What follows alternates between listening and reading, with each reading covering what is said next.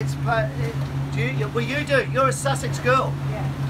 And who lived in Bateman's house? That was Rudyard. Rudyard Kipling. Rudyard Kipling. Now this, I've got goosebumps. This is how scary this was.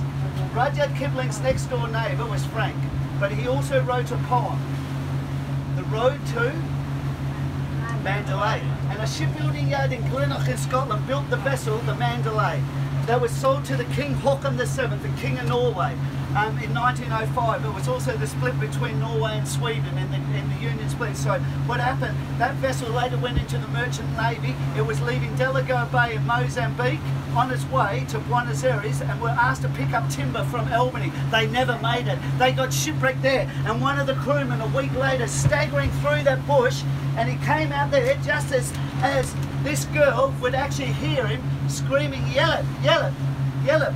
And they picked him up, and Frank said, "What is wrong?" And he said, "Shipwreck."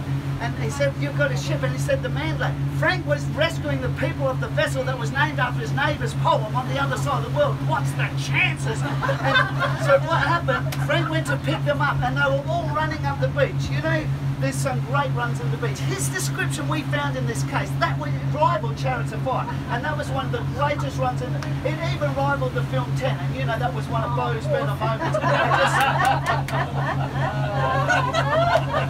And when we found the case, there was actually a photo of the crew of the Mandalay. Look at this. Look, look.